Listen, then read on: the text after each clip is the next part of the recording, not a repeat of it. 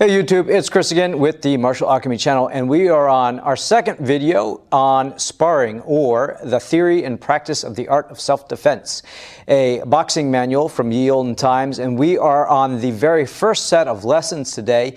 We're doing something a little bit different in this manual from our previous videos. We're actually going to go step by step through each one of the lessons, and at the timestamp below where it says workout, we're actually going to be going through and doing these as drills. I'm going to be giving you some instructions first, some how to set this up so you can train at home, and then actually doing it with you guys so you can train along at home. So I had some requests for that, and I love the idea, so let's go ahead and do that. So take a look at the timestamp below. If you want to skip the introduction part, you can always come back and rewatch these to get some pointers, or you can just skip to that workout section and do this and follow along with us. Let's get at it.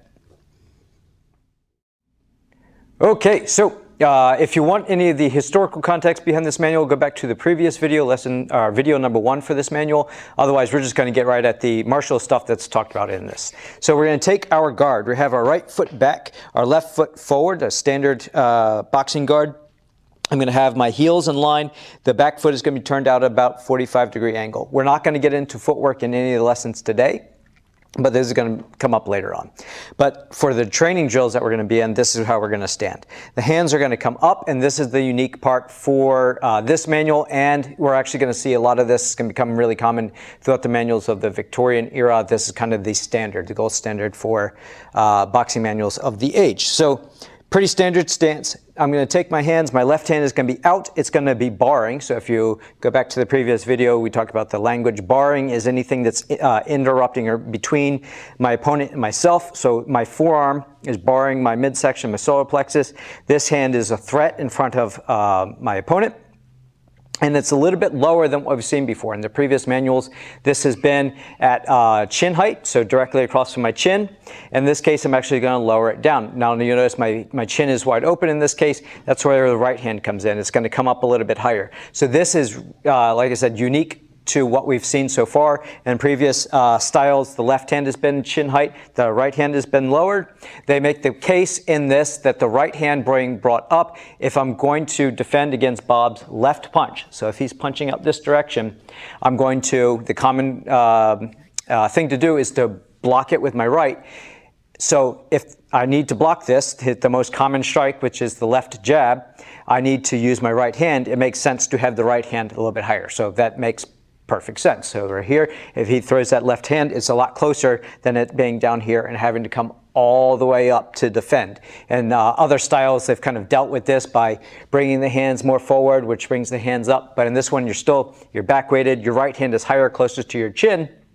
And then it's just a quick flick to the outside, flick to position for a guard. So it makes perfect sense. So as we do this one, or as we do these drills, we're going to try and keep coming back to this guard. I'll throw out cues to remind you guys. All right, so next thing we're going to do are the 3 types of strikes. We're not going to go into all of them today. Again, we're going very, very detailed on a few number of things. So he says that there are 3 types of strikes: the straight strike, the round strike, and the chopper. There's 4 types of straight strikes: the high left, the high right, both to the face, the low left and the low right, the low left going to the solar plexus and the low right going to the solar plexus. We're not covering those today. We're covering 2 strikes: left high, right high. From our guard, so we're here, left or lead high. So we're going to focus on taking this hand and we're going to make a fist. We want to have loose fist. Everything is loose until the moment of impact. This is really important. If you are tense throughout these types of things and you're trying to throw this punch out here, your muscles are going to be fighting you. You're not going to be smooth. You're not going to be fast. You're not going to be nimble. You're going to be stuck and sticky, and you won't be able to breathe. Your muscles are tense. You're tightening everything up. You want to be nice, loose, relaxed, limber, ready to go. And then from this position, you're going to throw a straight line from my fist to Bob's face. You're going to go straight out just like so, and then immediately bring it back to this position. So as I'm here, just throw it straight out, bring it back into this guard position. Okay, so that's the lead left. The next one is the lead right. So exact same thing. As I throw this hand out, it's making a direct line. down the center line. You can almost draw a line to my opponent's face, make contact, and then immediately bring it right back to this guard. So nice and slow, drive it out, and then come back to this position. Now you notice something as we're doing this. My hands are crossing each other. My left, it's already out here so it doesn't pass my right hand as I'm going out to strike. Notice the right hand came up a little bit.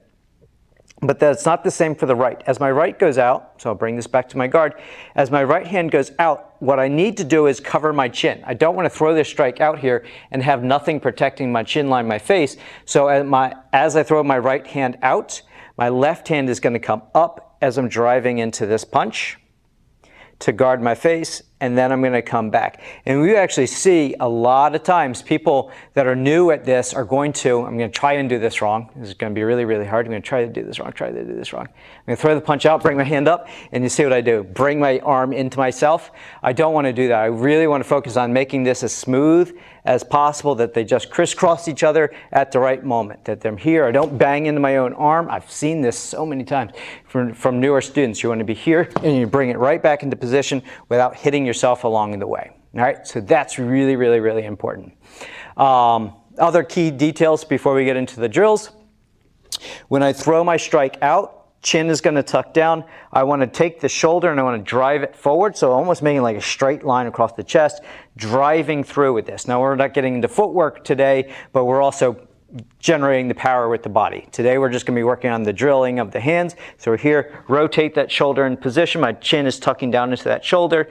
Hand is up here by my chin, and then I immediately drop the elbow back down to guard at the ribs. I don't want the arm to float out over here, which is going to be really common, exposing my ribs. I want the elbow to tuck, guard my midsection, bar this off, and then I'm back into position. For the right side, I'm driving off with my hips, driving with the legs, picking this heel up, drive this forward, drive with that shoulder. Notice my chin tucking behind my shoulder, and the other hand is up here guarding by my chin again. All right, so those are the two strikes that we're going to be working on.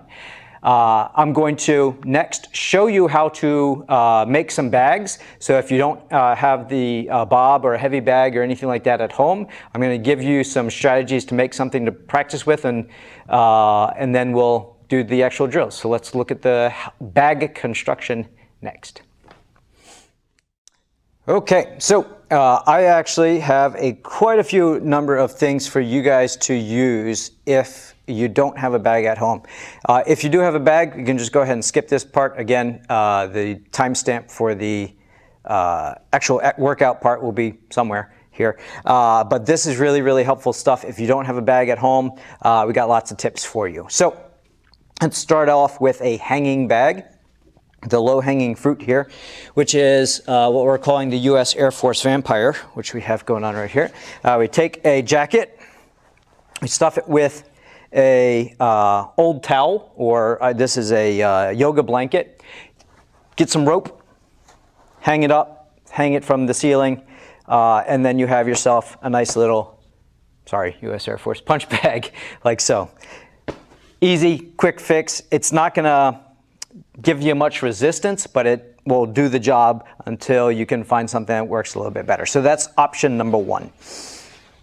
Option number two, same idea. We're going to utilize a blanket, and we are going to take this. Now, you're going to have to use your imagination real quick. Our blue bag here, your kick bag, is a tree. This works best, something tree size, medium, 6-8 inch sort of diameter. You take a towel or a beach blanket or whatever it happens to be, you wrap it around the tree. Take an old jacket. This is an old gi top, but you get the idea, something that has some sleeves. You put it on, wrap it around. I'm not going to spend too much time on this. You get it tight, and then you get some rope. Get some rope here, wrap it around a few times. This actually makes a fantastic, you get it really tight against a hard surface. This works beautifully. Easy to make, really secure, will last a long time, especially if you have a nice heavy jacket. A blanket doesn't care how many times you hit it. So those are two quick fixes for making a bag. This works really, really well. You go to a thrift store or dollar store or whatever, if they exist anymore, and you wrap some yoga mats around, again, a tree pole or something like this. An I-beam in the basement works really well. This, same idea. You wrap it around a couple times, tie it up. Beautiful bag. Then, some striking tools. This I made in about 10 minutes. Cut some wood. It's an inch or so of pine. Take some fabric, fold it in on itself, staple gun or nail gun, and you have yourself a striking board so you can condition your knuckles. You can also take this, if you can mount it onto a wall, you have yourself wall-mounted Makiwara board. So easy to make, really, really cheap. I used that for years before we got one posted on our wall. And then finally, you'll notice our blue sticky. This is actually a really, really useful training tool for your eye-hand coordination, your targeting. So what I'm going to stand sideways so that you guys can see what the heck is going on, but obviously I would be facing directly in front of the thing. You want it at about chin height, so perfect. You get into your guard. You take your position, so I'm going to take from our manual today, and my lead hand drives straight out. Now, if I target this wrong, my fist is no longer, you guys can't see this, but is no longer covering the blue sticky. If it's right here at chin height, it's covering the blue sticky. I did it. I succeeded. I covered up the blue sticky. I bring it right back to guard. Then I throw my right out. It covers the blue sticky. I've targeted my position. I'm right back here. Then I can focus on going a little bit faster. Covered blue sticky, covered blue sticky, covered blue sticky, covered blue sticky. This is a great, great training tool for just being able to pinpoint accurate this thing. Obviously, you can't strike it. You'll put a hole in your wall, but it is really useful for targeting. You can also replace the blue sticky with a tennis ball, poke a hole in it, tie it from string, put the string from the ceiling. We used to do this in fencing, and now you have a target that you can strike to. So a couple quick tips for if you don't have a heavy bag or a bob. These are great ideas for you. All right, so let's get at the drills coming up next. All right, so we're at the workout section now. We're going to do 25 reps for a left high, a right high, and then a combination of the two. We're then going to switch to a right guard. This isn't in the manual, but it's just my training philosophy to work both sides. It's just being a lefty in a right-handed world. All right, so you're here in the left guard, left foot forward, right foot back, kicked out at 45. I'm taking the guard that's true to the manual, so taking this position, starting it out with the left. It's going to go straight line, strike to Bob's face. We're going to count it out. Ready? And 1, 2, 3, 4, 5, 6, 7, 8, 9, 10. Make sure that you're bringing the hand right back to position. Don't let the elbow kick out. Tuck your chin under your, or by your shoulder. Ready? And 1, 2, 3, 4, 5, 6, 7, 8, 9, 20. 5 more. Ready? Get it fast. 1, 2, 3, 4, 5. Excellent. Now with the right side, we're going to drive off that back foot, straight line, strike to Bob. Make sure your left hand is coming up by your chin. Ready? 1, 2, 3, 4, 5. Check. Make sure your hand's by your chin. 6, 7, 8, 9, 10. Check it. Ready? 11, 12, 13, 14, 15, 16, 17, 18, 19, 20. 5 more. Fast and powerful. Ready? 1, 2, 3, 4, 5. Excellent. So now we're going to combine those two. Make sure you don't clack your arms along the way. Left strike in, right over top. Make sure that your left hand is coming back to your chin. Return back to guard. Don't do them as a constant flow.